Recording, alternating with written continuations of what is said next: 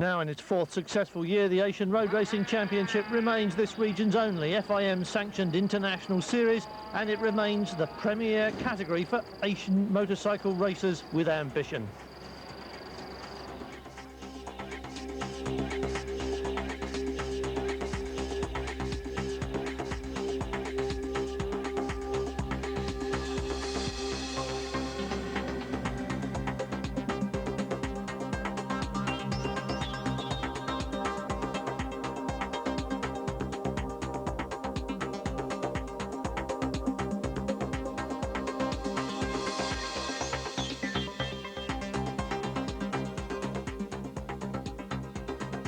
Scheduled to run 4 more rounds after this one, the series is truly international, and though there are 2 venues yet to be finalised, there are at least 3 more countries on the calendar, including Malaysia, Thailand for round 2, and then Indonesia or India's Madras circuit.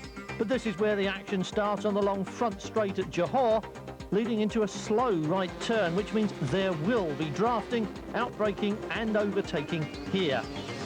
The exit is vital because this is the longest and fastest straight on the circuit, a power-sapping uphill climb leading to what is quite a fast uphill left. Overtaking is difficult here and risky, but it will happen. The corner's deceptively difficult and tightens up hard just as the track begins to drop away from you. And now it starts to dip down towards a long, tight left that's as close to a hairpin as it gets on this circuit. Gas it up along a short straight and then brake again, because this is where the track turns right again. There's another short burst of acceleration as you're back on the brake for another tight right. This is an important corner and you need to brake early, turn in well and get it lined up to power out of the exit and carry speed uphill as the track climbs towards its highest point. You go over the crest and you're dropping down to turn right. And then you're climbing away again up through a slow curve over the top of the hill. And then you must be ready to run downhill very fast through the chicane. It's very wicked, this. Lots of front end needed as you make a dash downhill again, running through a gentle left and keeping it on the gas, because you're now heading towards the last turn. And you need to get the entry right and get back on the power early, because as you come out of this one, you're back out onto that front straight and you need all the speed you can get.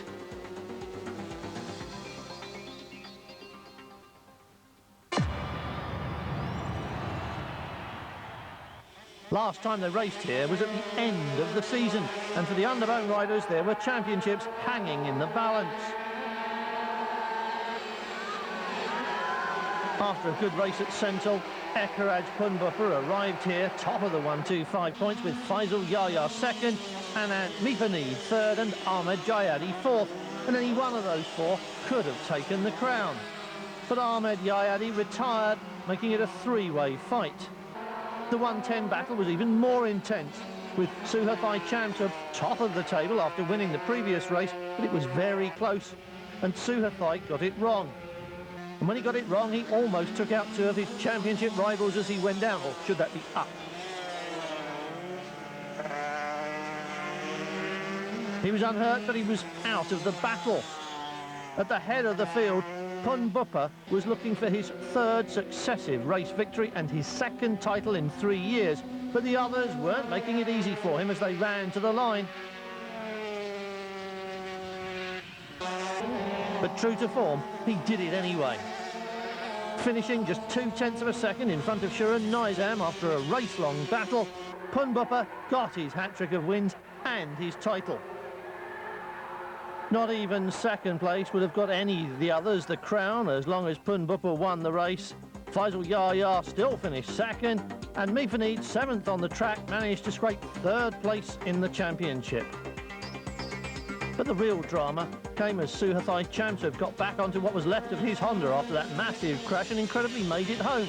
Last rider to finish in 10th place, the 6 points he scored kept him 2nd in the championship. Lots of pit lane mathematics after the 110 race though, and a delighted Ampon Sirifat was the day's big winner. Not only did he take the checkered flag in the race, but the points boosted him up to the top of the table ahead of Somkuan Raimi and Mega Nathan. But the season made new 125 champion Ekaraj Pumbuppa into one of the championship's big winners, with the third highest number of race wins in his championship career and the third highest number of race wins, 3 in a single season. He's also got the third highest number of podium finishes in the championship. Remember, he was runner-up in the title race in his second year, so very consistent. But now he's become the first rider to win titles in 2 different categories, adding the 125 crown to his 3-year-old 110 title.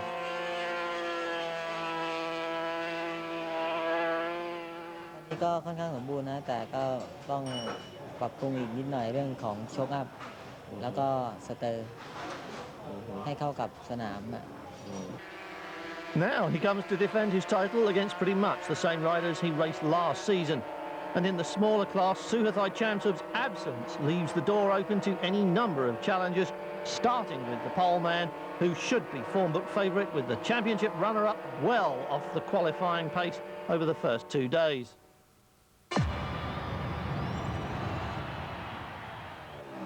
But it's situation normal out on the grid as the defending champion grabs pole position. Not quite half a second ahead of Suhathai, but half a second is not quite a country mile in underbone racing, so he must be feeling reasonably happy with life right now. The others have got everything to do, and if Pumbuppa can get the drop on them at the start, he can sit back and enjoy what passes for a Sunday afternoon ride in the frantic pell-mell world of underbone racing. Second place, good result for Suhathai as he steps up to the larger class. And on the outside of this second row, you'll see the number 19 of Surapong Bunloet, pole position for the smaller 110s, and heading up a collection of familiar faces, including Meganathan. 10 laps to go though, and this is the start. Frantic pedalling off the line as always with the underbones, and the rules as always stay the same. Do not lose touch with the man in front of you. Do not, whatever you do, slacken your grip on the throttle. Keep the wire tight, and who backs off the least will be the winner at the end of the day. That's the theory. But already this field widely spread out. Partly that's the effect of having 2 different classes. The 125s will gallop away up front, and the 110s will drop back a bit. You should see 2 distinct packs forming, but already a little bit of jostling in the crowd there, a little bit of shoulder charging. That's 110 territory as well. And this group now fairly well together after spreading out quite a lot at the start. They're all staying together. Pumbuppa, as you would expect, is right in there. Abdul Halim is 18. Suhathai Chamsub, number 25. Remember, he was second fastest in qualifying. And 23 up there with the leaders as well. The blue flag hanging out there. And already we have lost one of the riders. Could that be Sharon Nizam, number 33? Look at the race lead. Pumbuppa in front of 18. That's Abdul Halim in second place. He was there in qualifying. He's right there in the race, but Pumbuppa is clear. This is what he needed to do, remember. All he's got to do is sit there and pop off that half-second a lap advantage, and he should pull away. That's the theory. Nobody's told Abdul Halim about that, though, and he's now in the lead. Pumbuppa's got to pass him again. This is that long, sweeping left-hand corner. And there's no real line for the underbones. They take it into the pits and retiring, number 2. Well, that's the second time in 2 races that's happened to him here at Johor. He retired last time, he retires again this time. Last race of last season, first race of this year, and disappointment, but there's still a battle going on at the front. It is spreading out though, and you can see now that this little group of 4 has broken the toe with everybody else. And number 1, Ekaraj Pumbuppa, with 25 behind him. Suhathai Chamsub, second place, just losing touch. Pumbuppa trying to break that toe. Here's the 110 battle coming towards us. 19, Surapong Bonla, he was pole position. Behind him, Meganathan on that number 5 Suzuki, trying to stay with him. Said it before about these, there's a difference of opinion about whether it is better to strip off the leg guards or not on these things. Taking them off saves you a bit of weight, leaving them on, so they say, gives you a bit of aerodynamic efficiency. Meganathan says he prefers to ride with them on because when you take them off, you can see more of the ground and he gets more scared more easily. Just beginning to lose touch with Surapong Bonloet, and that looks like number 4. That looks like Tamanun Silapakul, one of last year's championship contenders, pushing it away. Here's the battle up front. And you can see that Pumbupa has galloped away from these three. Just a glimpse of his back wheel disappearing up the road is all they can see. Abdul Halim, 18, 25 is Suathai. Still changing places in the draft. Classic underbone racing here. Absolute classic for these three, and what a classic afternoon the defending champion is having up front, zipping off up the road while they're battling each other, and that is another advantage for him. These three will be losing time. They'll be losing speed and they'll be losing time, dodging about like that, trying to break the toe, and that will cost them, and that will give Pumbupa more lead. Look at these boys on the 110s, crouching down, urging them on. Meganathan in the front there. 21 is Wazzy. 19 was the pole man, and that was Tamanun Silapakul walking back. Number 4, he's unhurt, but the bike is out of it. Pumbupa is on his way, though. Akaraj Pumbupa has made the break, and he is now picking his marks, turning, braking points, using all the road, riding a steady race to the checkered flag. No mistake for him. Absolutely no mistake at all. Over the line he goes to win it, and he made that look relatively easy once he'd broken the toe. There's nothing easy about this. What is going on here? Number 3, Ampon Sirifat, defending his title. He's defending it with his elbows now. They're on the final lap. They are touching. This is serious stuff. Another shoulder charge from the 110th. This is what we've come to expect from them. The checkered flag is raised. There are 4 of them coming to the line. And who's going to get that decision? Ampon Sirifat says it was me. Wazzy isn't quite sure. Sirifat says, I did. Oh dear. And Wazzy was so busy wringing his hands in distress at coming second that he collided with the race winner. I'm sure that wasn't deliberate. No, it wasn't. Look, an embrace for the two of them. Well, that's one happy race winner, and Wazzy, of course, always happy. But the defending champion takes that first win of the year in the 110 class. Second place goes to Wazzy, fast as ever on that little Suzuki. And, of course, the championship order follows the finishing order. All these races are so vital in a short season, so no wonder everyone's happy here, especially Wazzy. And it's a similar story on the 125 leaderboard as well, with this finishing order establishing the early championship positions, and the defending champion, as you can see, Akaraj Pumbupa, on top of the pile, 8 seconds clear of his nearest rival, pretty much as the qualifying time suggested. The good start and a steady race at his own speed were just what he needed, and they were exactly what he got, and he starts his title defence from the top of the podium.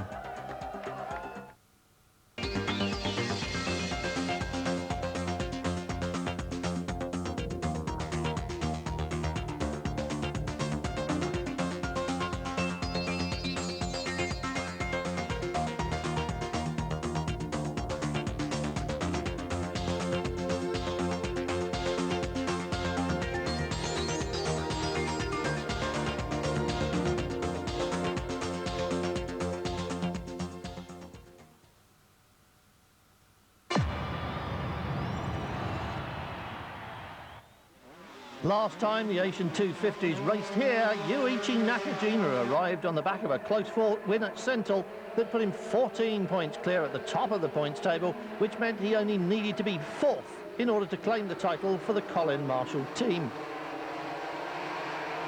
Apparently no one had told him that, and while others faltered and even fell on their way round the opening laps, Nakajima cleared off up the front.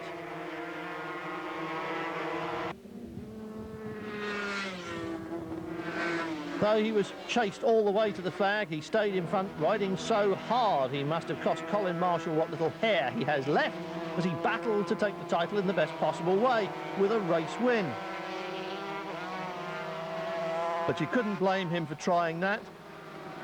He was on his way to a third straight series win, something to which only one other rider in this whole championship can lay claim. And that was on the back of second place in the opening round, making him undeniably the man of the season. Pursued by Kwon Meng Heng, there's a big gap back to Koichi Harajima and then Chow Yan Kit. The defending champion already resigned to the certain knowledge that he would lose his #1 plate here at Johor, and Munis Baran resigned to the fact he'd already lost contact with his Suzuki. Nakajima very nearly lost contact with the racetrack. He was pushing so hard, but he managed to save it, and he slowed down and took it relatively calmly after that.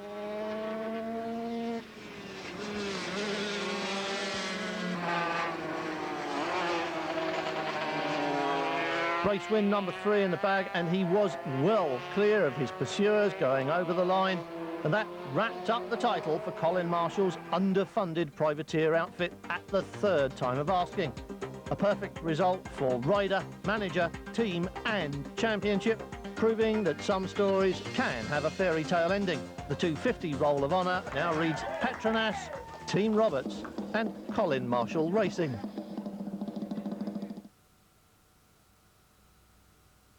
Championship starts without a defending champion, though Nakajima's absence today is not of his own choosing. Yeah, we've had a bit of a change around the team. After the last race here, when we clinched the championship last year, we went and done a demonstration race in Sri Lanka, and unfortunately Yuichi suffered a nasty accident over there and broke his back in 2 places very badly. But I'm pleased to say he's on the mend. He should have been racing at this race, but he's not what we call 100% fit. In the absence of Nakajima and, of course, of the original champion, Charles Yuzi, the 1997 champion, Chow Yan Kit, looks like the most likely favourite for the season, though he struggled a little last year with his Castrol Yamaha as the pace hotted up. And there's also a wild card here in the shape of the 17-year-old Australian rider, Christopher Mullen, on the Raceline Yamaha.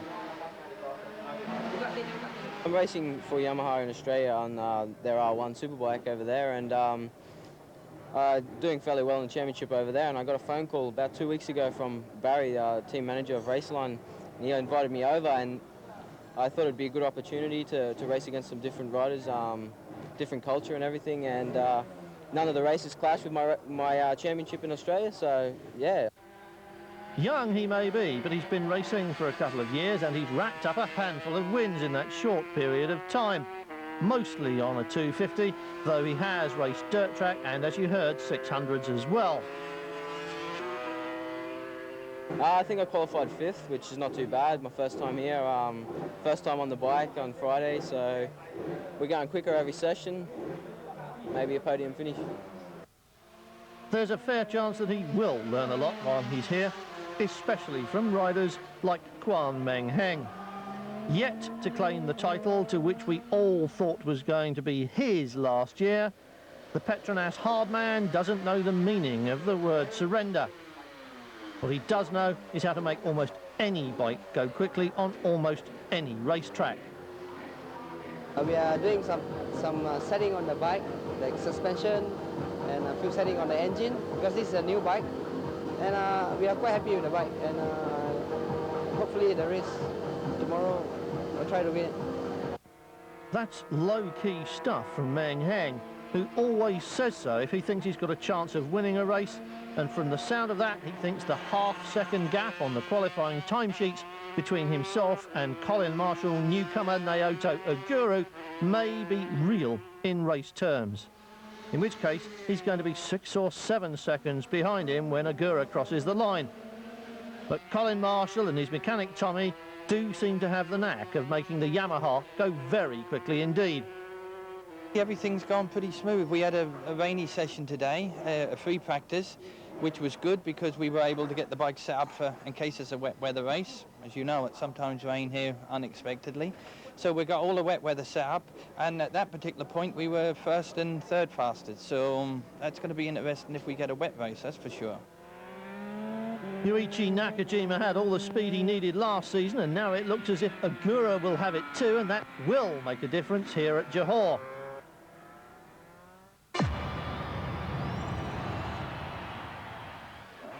Riders coming out to the grid then with the Colin Marshall bike on pole position. That's where it started, the final race of last season, with Nakajima in the driving seat.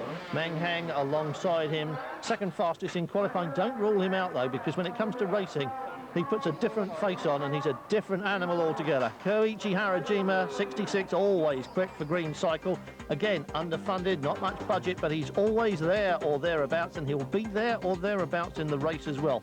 So too will number 34, Koji Kamineo, his green cycle teammate. Just slightly slower, as you saw, than the two leading Yamahas, but right there. Chris Vermeulen could spring a surprise in the race. Don't know what to expect from him or from Chow Yan Kit, who had trouble getting that Yamaha to work here in the last race last year and maybe having trouble with it again here today. And away they go from the line. Well, up to the first corner, 34, Koji Kamineo trying to tuck up the inside there and grab a couple of places. They tip into the turn. This is where it's important now. Tyres cold, hard on the gas, and it is number 2 heading straight towards the camera. Little pack behind him, but just look at the gap he's opened out already. Swept into the lead and already through the left-hander and running away up the hill as hard as he can go, but he's not on his own now. Well, Meng Hang thought he was off to a flyer, but he's got company, and Agura, who started from pole position, just didn't get off the line as quickly as he would have hoped, and he is swamped by the next 2 rows almost. Meng Hang trying to pull away, doing his best to ease out the difference. He knows that when Agura recovers from that start, he'll start coming, and he'll start coming hard. But if Meng Hang can make a break now, he can maybe pull out enough of an advantage to hold him off for 15 laps of this magnificent circuit. It really is a tremendous racetrack for the bike riders. Very challenging for setup. You've got to get it right. It changes elevation and direction so swiftly. It puts so much emphasis on the front end. Sorts out the men from the boys when it comes to riding it as well. 45, Chris Vermeulen got off the line very well indeed. Doesn't look as if he can catch Meng Hang, but he's staying with him at the moment, or is he? Meng Hang's getting his head down, and that's something which he is exceptionally good at. We've seen that before. Any bike, any conditions, never mind the bumps or the rain. If it needs to be done, Meng Hang will put his head down and do it. In different conditions, it's the kind of attitude that wins championships, and really it's a disappointment for all his fans that that hasn't happened yet for Meng Hang. Perhaps this will be his year, because if the injured Nakajima returns to the Colin Marshall team after 1 or even 2 races, then that might just divide their championship effort enough for Meng Hang to grab the title at his 4th attempt. He's certainly grabbed the lead in this race, and he's pulling away, but that looked like Agura on the inside coming through there, or at least trying to come through. Didn't happen for him, but it's bound to. Bike snatching a bit, it is. Look at this, Vermeulen has got Agura behind him. Koji Kamineo and Koichi Harajima are all there, but Agura had another look down the inside there, and Vermeulen's seen all that before, 17 years old or not. He has seen it coming many times before. He was ready for that one. It's going to slow them up, though. All this is letting Meng Hang go away up the road, but just look at that on that big, long back straight. All of Colin Marshall's Yamaha expertise. Him and Tommy have done the job again. That thing just went steaming past Vermeulen's Yamaha. Now he has got Meng Hang in his sights. Stop-go penalty for number 95. That's Chen Yao Chan, the Hong Kong rider. Jump start. Meng Hang, Naoto Agura, and he's closed the gap. Look, on an empty track, being able to pick his moments for turning and braking and ride at his own speed. He's using the advantage we saw in qualifying, and that thing is just closing down on Meng Hang. Faster and faster he's going. Well, Meng Hang knows he's there, and he probably knows that he's not going to be able to do much about it. Maybe not on this lap, maybe at the end of this straight. No, Agura is close enough. He is going to do it. Out of the slipstream he comes, and through he goes, carrying his speed into the turn. Already 2 lengths up the road on Meng Hang, and there is no reply for any rider when the bike you're up against has got that much more power, visibly that much more power. Through the back markers they go. That might slow Agura up, and it might give Meng Hang an advantage, but as soon as they see a bit of open road, he's going to be gone again, and there doesn't seem to be much that Meng Hang can do about it. Riding the wheels off the Petronas bike, he is right behind him through the turns. It's on the straights where the Colin Marshall bike gallops away. Agura doing a very nice job on that bike. Detract nothing from him just because he's got a little bit more speed on the straight. He's riding as well, and he is riding the wheels off the Marshall bike, but Meng Hang doing his level best to stay with him. Didn't lose too much time on the front straight, but it's not the big one. This is the big one. This is where Agura is going to drive away from him. And you can see it happening, even with the effect of that big lens closing the distance down between them, foreshortening the gap. Agura is now out of striking distance. When they came out of that turn at the end of the main straight, Meng Hang was close enough to have passed Agura, given a chance, but by the end of that big back straight, it was all over and Agura was gone. Through the back markers, through the twists and turns, Meng Hang will close it up again, not by much and not by enough, and when they come down the hill this time and out onto the main straight, you'll see that Meng Hang won't be anywhere near close enough to catch Agura, and all he can do now is watch that black Castrol Yamaha ease away for him lap after lap. Agura checks over his shoulder. He's pretty much aware that he'd broken the toe anyway, and he knows very well that he can't afford mistakes either. Miss a gear, just gatted up a bit too early and get himself half out the seat, and Meng Hang will be on him, maybe even past him.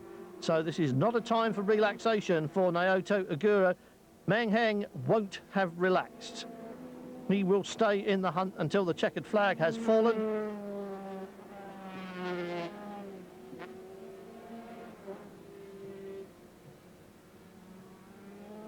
The gap just getting immeasurably smaller to the eye. The stopwatch will see it.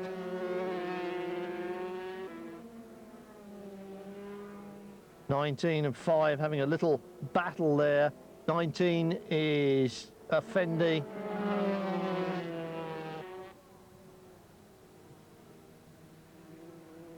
But look at this. Perfect laps from Naoto Agura. Just what the doctor ordered for Colin Marshall, who was so bitterly disappointed when Nakajima crashed in Sri Lanka. He'd done everything that he'd gone there to do, and he was really just enjoying his day at the races. And he had one of those falls where he landed awkwardly, and that was the end of that. Very lucky to have got away with it. 88 in the pits, retiring. That is Mohamed Herman Yanan, and that's obviously some kind of mechanical problem for him. Parks it, his afternoon is over. Agura is scything through the back markers now, and Meng Hang has completely lost the battle to stay in touch with him. He could even miss a shift now, or just make a tiny little mistake, not a big one, please, but a tiny little mistake he could get away with. He's done his job, built himself a cushion. Meng Hang absolutely relentless in pursuit. Listen, look at him, hammering that Petronas bike around this circuit, almost willing Agura to slow down.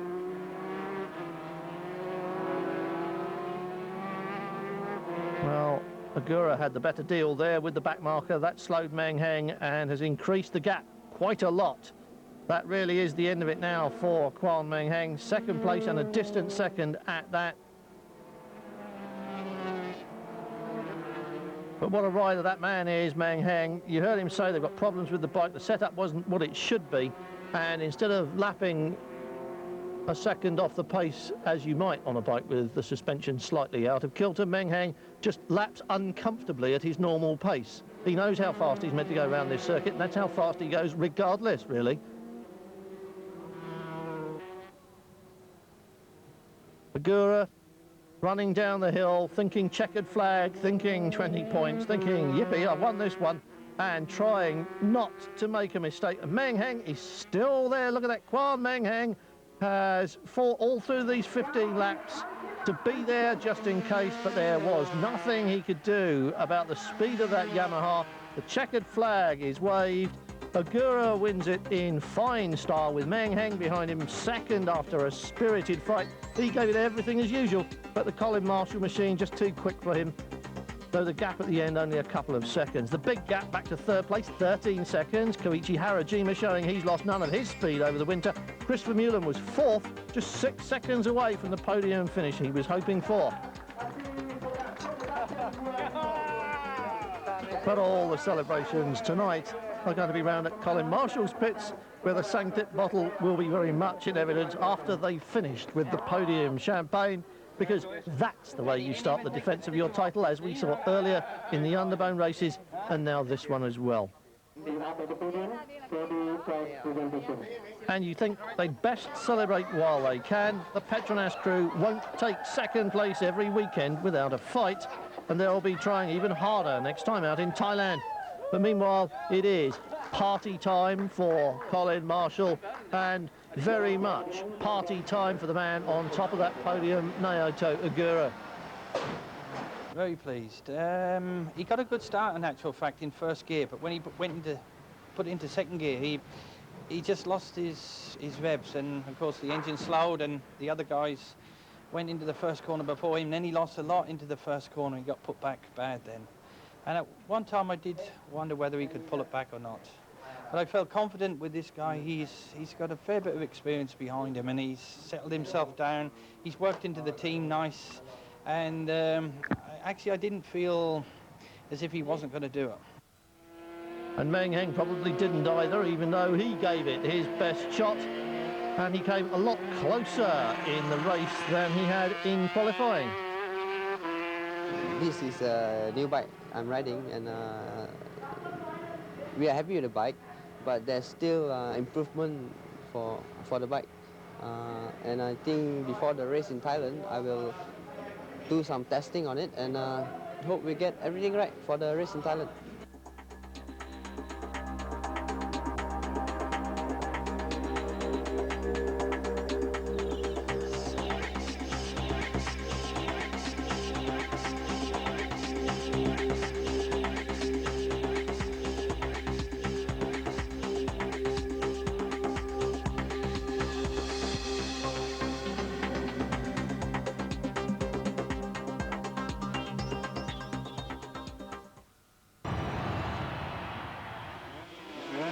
Seven seconds clear up front.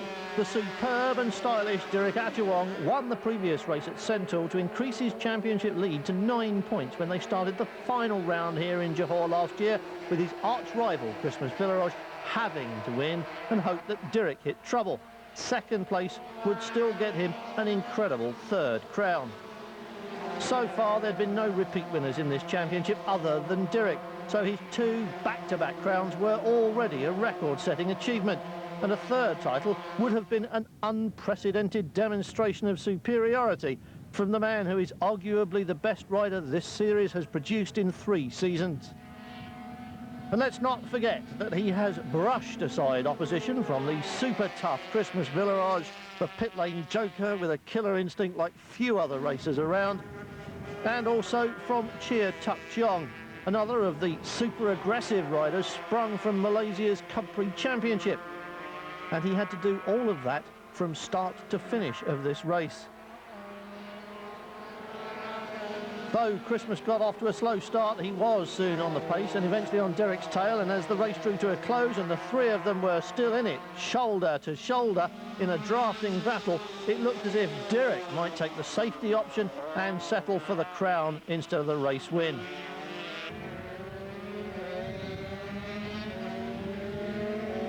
But then he stuck the pair of them with a tremendous move on the final corner of the last lap, grabbing the win and the title in no uncertain terms, almost picking up the flag marshal as well. He could have tooled around in 5th or 6th place and still been champion, but instead he battled for the win all the way to the flag His third win of the year made him champion again ahead of Christmas, Sumath and Cheer in the points.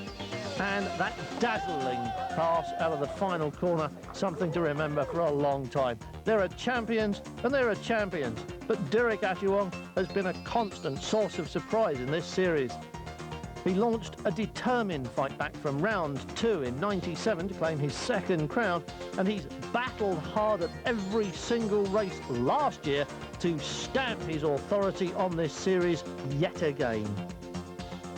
This year, his challengers are probably going to be the same 3 or 4 riders, including this man, Chia Tuk Cheong, third on the grid today and only a 1/10 of a second away from the man who was second fastest and just a little further away from the pole man. It was indeed the usual suspects at the sharp end of the grid, and as we have now come to expect, the battle for pole was between the 2 rivals, Derek and Christmas.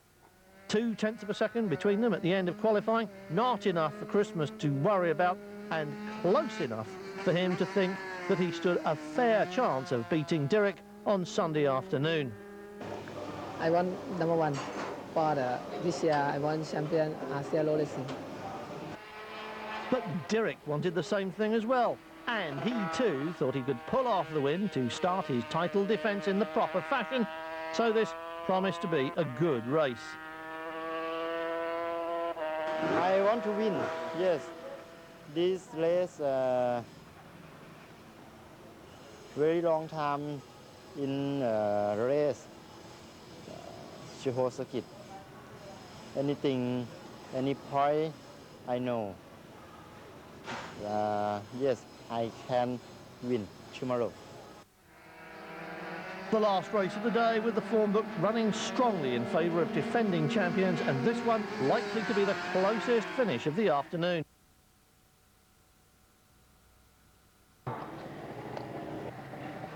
Christmas Villarage alongside him, smiling happily in the afternoon sunshine, but in a minute he'll shut the visor, and he and this man too, Chia Tuk Cheong, will turn into racers. Different thing altogether. Preacher Yongsawangaran, number 8 on the outside of the front row.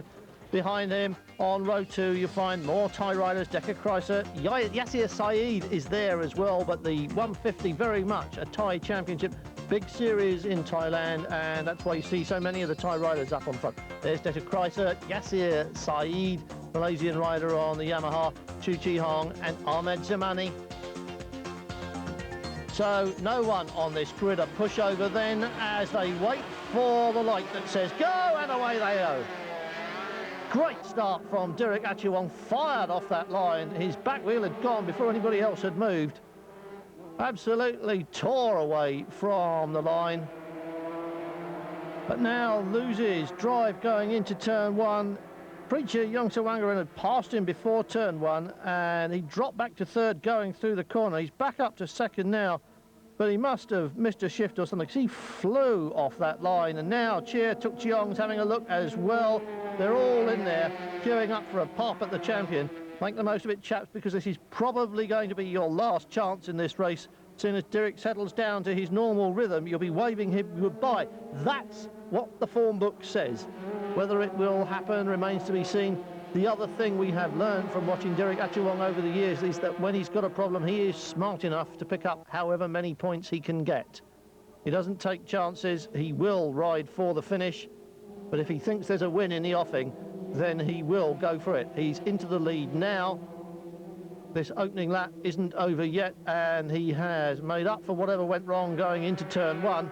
And as they come out of the final corner, it is Derek Achuong up front. Downhill through the chicane he comes. Preacher behind him in second place. And there is Christmas. In looking back for Christmas Villarage, who is 4th, he didn't get the best start of his life either, but that doesn't normally bother Christmas Villarage. He normally picks up a few places once the race has got going. 24 is fellow Thai rider Decker Chrysler in third place, but watch for Christmas Villarage on the move, and watch also for that number 4 plate. That'll be Chia Tuk Cheong. He'll be on the move very shortly as well. He's there in the frame at the back of that little group, but look at Derek Achuong. He's already broken the toe and put a couple of lengths clear on number 8. into this big uphill left they go, with Derek Achuang already riding away from the opposition. This must be hurting Christmas Villaroj very badly indeed, because he can see it from where he is. He's got up to third place, but he doesn't want to be hanging about for very much longer. He's got to get after Derek, and he knows it. And look at Derek, smooth, stylish and flowing. That's the way he does it. He's right on the edge on these opening laps. He doesn't want to be wasting time while Christmas is coming. He wants to be on the move, and he's pushing it as hard as Christmas himself, who has got Chia Tuk Chong breathing down his neck. Well, things are about to get interesting, not just for Christmas Villaroj either. Those two will carry the fight forward, and they will pick up on the leader. Dejit Kreisert is going to get the shock of his life in a minute, because Christmas Villaroj and Chia Tuk Chong are going to arrive on his back wheel in panic mode. He's doing a good job of staying with Derek Achuang. Look at that. Derek tried to pull away from him. He took it right out to the limit, but that number 8 machine is right back on his back wheel where it started. So that didn't do Derek any good. What he needs to do is just settle down into that nice steady rhythm of his and just eke out his lead. That's the way you see it best with Derek Achuang. Half a length a lap, and it just gets a bigger and bigger gap.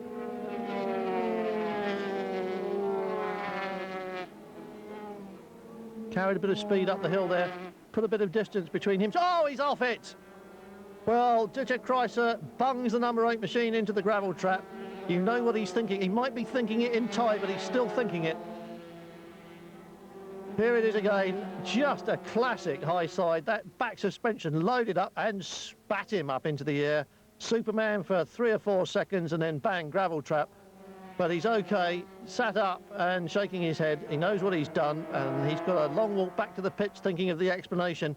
But it comes down to the same thing, too much right hand too soon. Christmas Villaroj has got Chia Tuk Chong coming out of his slipstream now for a go, and up goes Chia Tuk Chong into second place. This is the battle for second. Now that Dejit Kreisert has gone, Derek Achuang's got a bit of space, and these two are battling over second place. Well, this was the story of late 1998 with Derek up the road and these two having a ding-dong for second. And this is the situation that Derek Achuang likes the best. He's got an empty track, he's got no worries at all, and he can just ride round as fast as he knows how, and he does know how. And you will see this gap start to increase. These two will scrap with each other. Their braking points will go to pot, their lines will get all messy, and they'll be turning in every which way. And Derek Achuang will settle down to a nice flowing ride, and he will just lap a little bit faster than either of these. No matter how hard they are scrapping, that's going to cost them. And really, and you can see now, Achuang is away. Derek is galloping clear of them as this lap unfolds. And they are going to have to sit and think about that if they want to catch him up. 47 is Yassir Saeed. This is 4th place. He's a long way back down the racetrack.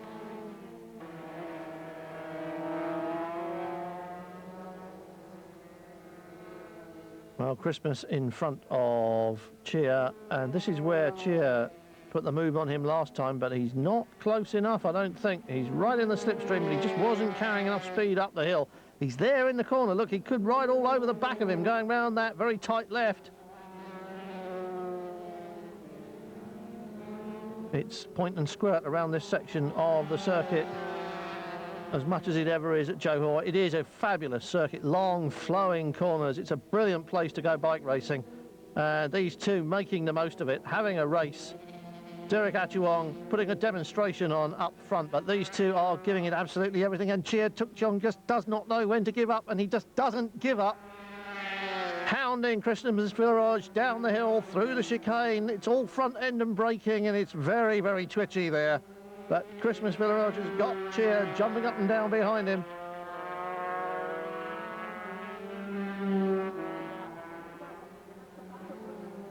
Now onto the front straight. There's the class of lead which Derek Achuang has established as these two come out of the haze. with Cheer still right behind Christmas, but not able to find a place to get through. Oh, rides round the outside, that won't happen, but will he get the drive up the hill? That remains to be seen. He took that one nice and wide, power on. Is he coming for Christmas? He's not close enough yet, but he has got the speed, and if he can just stay on the throttle a tad longer than Christmas Pillarage, you might see it happen here, but it didn't. And again, he's right up behind him in the corner. Well, he just can't get close to Christmas now, coming out of that first turn onto the back straight. Christmas has got that one covered now. Cheer trying all the different lines he knows, but none of them seem to be working for him. And this race has settled down into something like an order. As up front, Derek Atchewong is 5 or so seconds clear of his pursuer. And Christmas Pillarage might just have broken the toe. He might just have got out of Cheer's clutches here. There is a bit of air between them. You can see a couple of lengths on the tarmac, but aren't full up with Angry Yamaha. And Christmas might just be able to put some fast laps in, but it's very late in the race. 15 laps, longest race of the afternoon, but we are well through most of those, and Derek Atchewong is almost on his cruise to the checkered flag up front.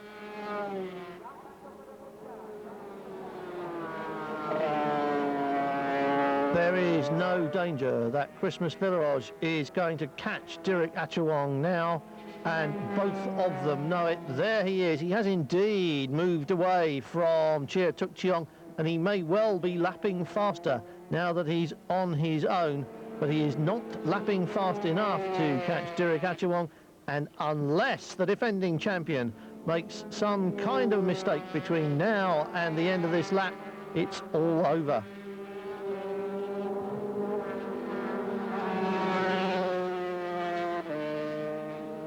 Such a pleasure to watch Derek Atchewong on a circuit like this.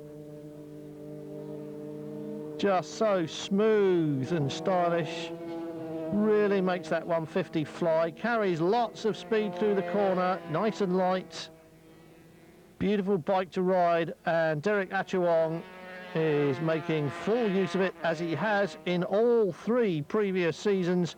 Now starts his 4th, looking for yet another title to establish an entry in the record books that is going to be very hard to beat.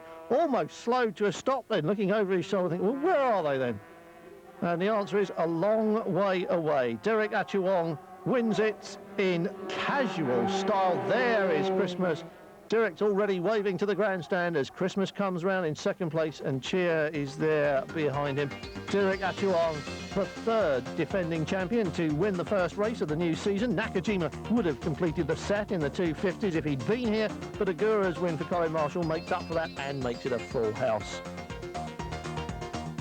Yassir was in 4th place ahead of Tisha Chrysler, who got back on and carried on. But now the winningest rider in the championship adds an 11th win to his total, and perhaps he will add to his run of 3 consecutive wins in each of the 3 championship years. He certainly added a 14th podium appearance to his record-setting total. The next race of the series takes them to Thailand, traditionally a circuit where Christmas goes well, but the new layout there doesn't suit his aggressive style, perhaps quite as well as the shorter, older layout. It was very short, very bumpy, and maybe Derek Atchewong will be able to pull off another home win like he did last year. Yes, next round, my home in Thailand. Thailand, I'm best time record in Thailand.